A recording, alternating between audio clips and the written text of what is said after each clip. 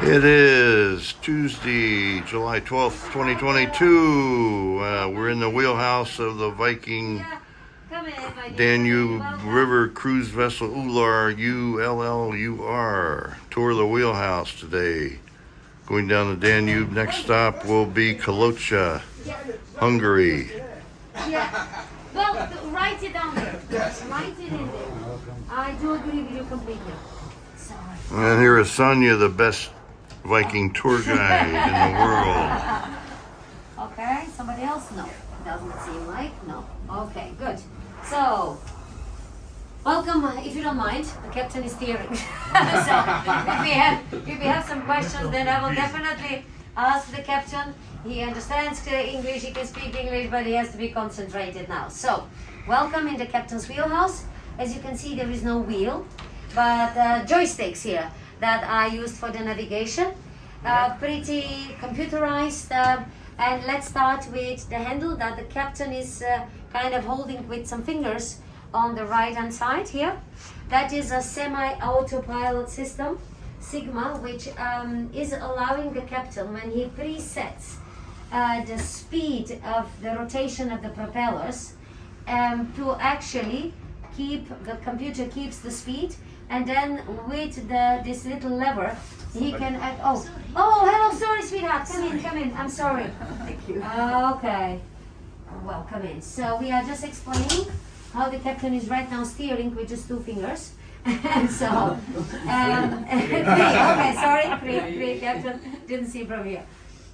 So basically the speed is being kept the same, but if the lever is like the handle is just like now vertical to you, then the ship goes straight ahead.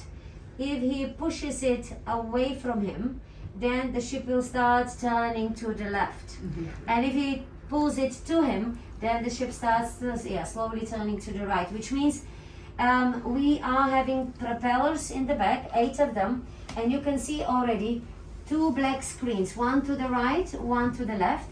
They are showing to you in the back, just as totally non-professional. I will explain you, like imagine a pod, and on it 2 propellers mounted opposite each other, and this pod can turn 360 degrees.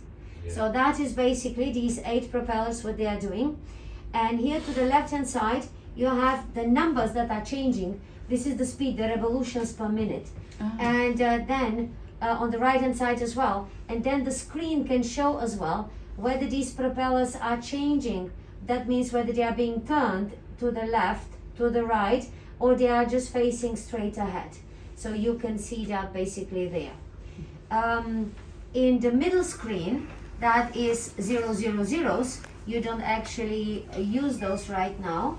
These are the bow thrusters in the front part of the ship, which means these are jet pumps, like bow thrusters. Yeah. Bow thrusters. Now here for you, he switched it on. You see the middle screen in the front, and basically the jet pumps are as well possible. It's possible to turn them 360 degrees, which means then they are moving the front part. That is those you use mainly when we are docking, or when we are basically in a lock, because that is where we have to keep to the wall as well, or sometimes when it is very, very shallow water.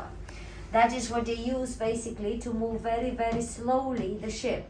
In case mostly rocky bottom, little stones, they don't want to chop off piece of the propeller. That is, because we can sail with only 20 centimeters, that is roughly that much, under the keel of the ship.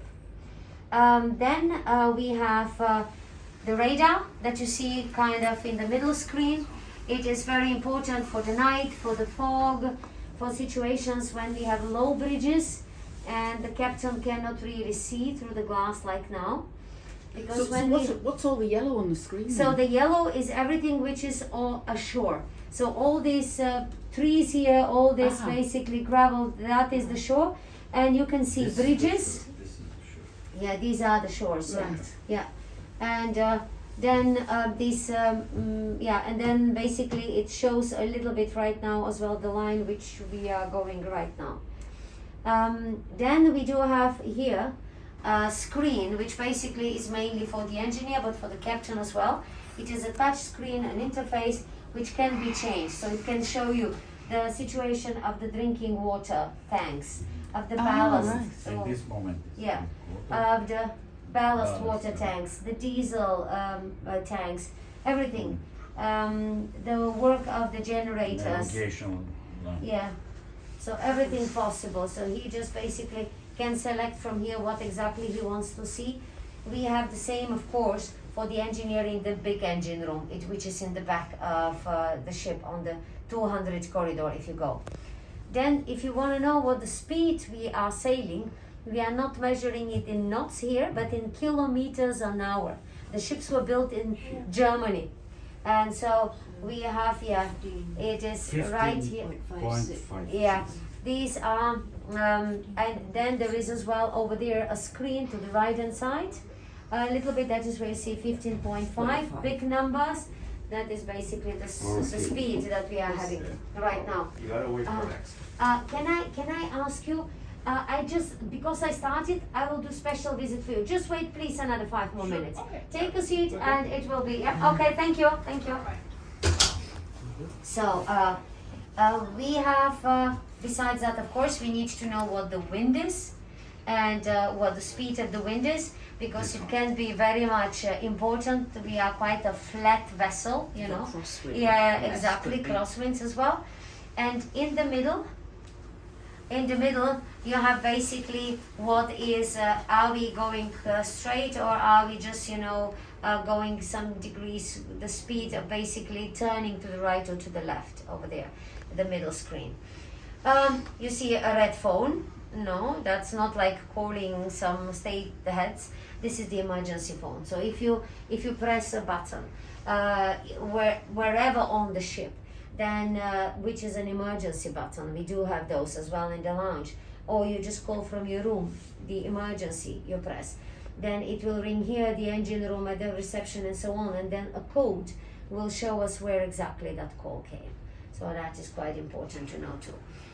These all basically many buttons and touch screens as well, allowing the captain to switch on, switch off certain devices like he did right now with the jet pumps, and then as well to move the navigational control to the side wings.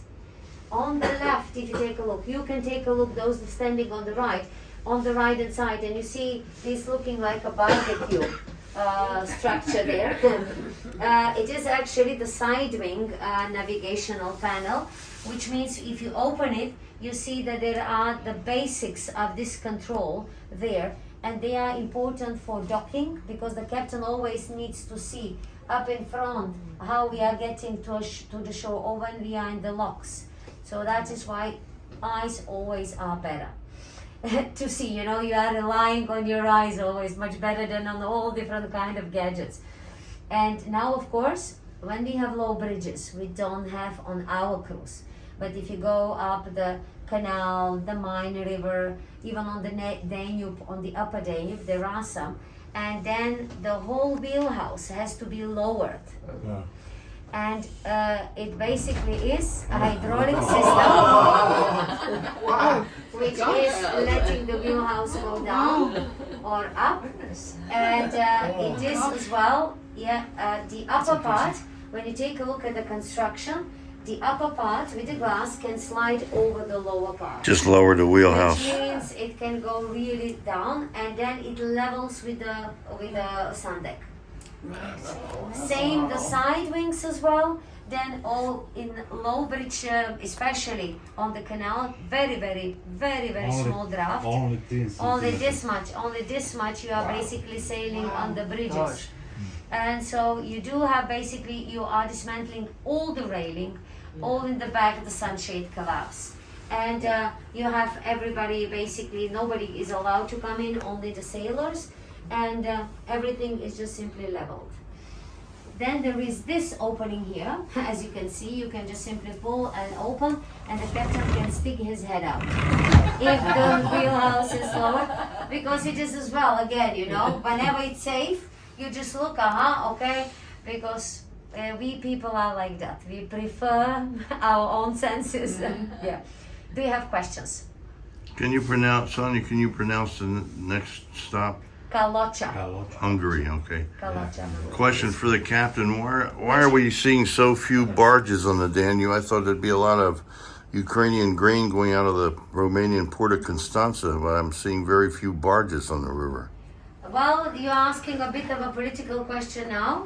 Why and how Ukrainian grain is not going on? It's depending, of course, on Ukraine.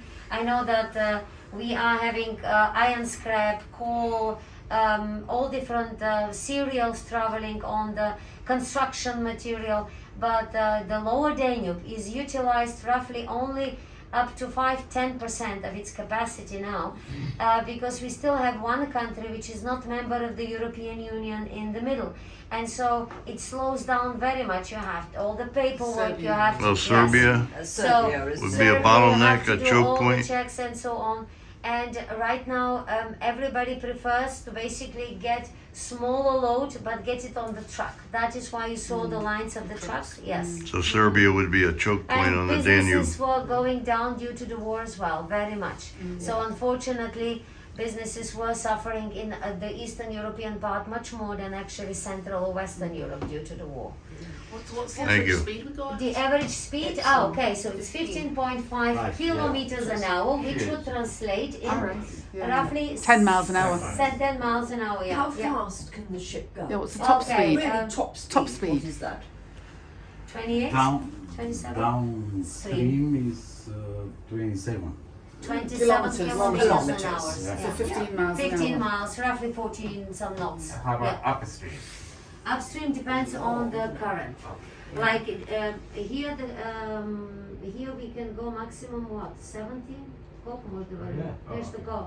Maximum. It depends on very much how high it is, how low it is, and you have stretches where it changes very much here. But around 17 kilometers against the current. Yeah. I Because was the asking about the other screen. Yes, yeah, these two so the screens, GPS, I yeah, was going to they ask look that like too. a GPS map. Right. This is Yeah. actually a satellite map, which is like instead of the charts Okay. that once the captains had, but they are only for the captain to look for the ships that he can meet ahead of him or that he has behind him. Because it is the same system like on ocean, the Inmarsat. You have to announce yourself once you start sailing. You have to announce your coordinates to a special satellite, and then it is basically showing them exactly on these maps, and so he can see are there around the band, let's say, Now ships. I see this ship is docking. Is that the black one? Yeah. The black. Oh, right. Yes. So it's a bit like aeroplanes. Is it like air traffic control A type little thing? bit like that, but they are not for basically the And captain showing to. the name, Wow. Oh, yes. dimension, and Yeah, Mercure. it looks speed. Yes, yes. yes. Is there a Viking chief dispatcher for all the Viking ships? We have a nautical, yes, we have a nautical department, not just one person.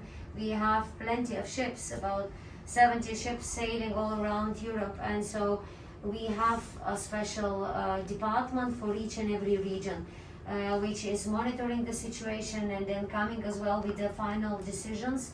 The captains are giving the suggestion, like the low water and the barge, which got stuck, which did not allow us to get to Russe.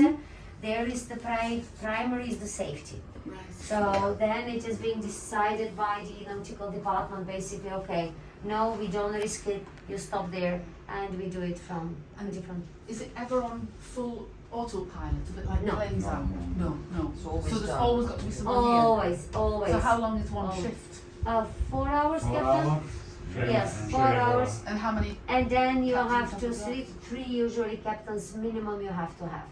First And it is, officer then. yeah. So it's yeah. like an hours of Yeah, service we have law. a master here on the river, and then the others we all call them captains. We don't call them first officers. But I mean, it is exactly. I know what you mean.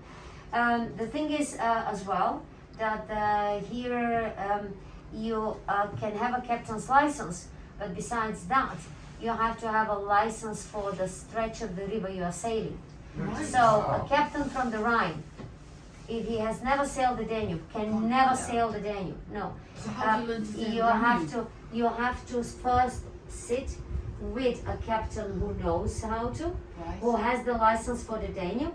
You have to do, how many times was it kept on the stretch? 16. 16 times. You have to sail the stretch With somebody. with somebody under supervision. You have to sit an exam, and then you can have the license, and then you can have the right Wow. to sail the ship on that particular river. And the Danube has two different licenses, Upper Danube and Lower Danube. And this is lower. And this is Lower Danube. And communication is different. Upper Danube communication is in German. Lower Danube communication now is in the languages of all the countries. So you have to be able to communicate in all the countries that we go through. Romania, Oh, Serbian, yeah. So Russian. you have to communicate. And with all- Russian, yes. And Russian used to be. So that is all, that is why our captains are basically, when they started working for Viking, then was never the question that they have to speak English. No. So they are learning, but you know how it is with the age when you have to learn a different language. So that's why I'm doing the talking. He's doing the steering, that's the most important. That's amazing. Is Yeah. the red phone for reaching the engine or parts of the ship? No, it is just for emergency calls, Yeah. getting in to see which from where it Yeah. can be an emergency. Direct contact with Biden. Yeah. Will have. Where's the captain Right. from? The captain is from Bulgaria. Bulgaria. Mhm. If you don't have other questions, you can take some photos. We do have most probably some guests that are waiting outside. If you have later on some questions, don't hesitate. Please just check, okay? You have And we have a very Caterpillar friendly- Caterpillar engines. Caterpillar generators and electric engines. Are they reliable, Too Captain? Too big Caterpillar generator and too small. Are they reliable, the Caterpillar engines, Captain? Yes, mine was. Are they reliable, Captain? Yes. Are the Caterpillar engines reliable? 1000 Yeah, I kilowatt have to. is the big Fine, when you're engine talking, I have and to. the 466 Yeah, is thank you. small. If you have more. Are they reliable? What? Are they reliable? No. Are the Caterpillar engines Oh, okay. reliable? Okay, but you have sailed No. quite a lot. I don't think you understand. Okay. Thank you so much. Thank you. Okay, it is 11:15 Yes. a.m. 11:15 a.m. Tuesday, July 12th, 2022. The Wheelhouse Tour on the Viking vessel Ullur, Ullur, has ended. Sonia lives in Bulgaria along the Black Sea. Over and out.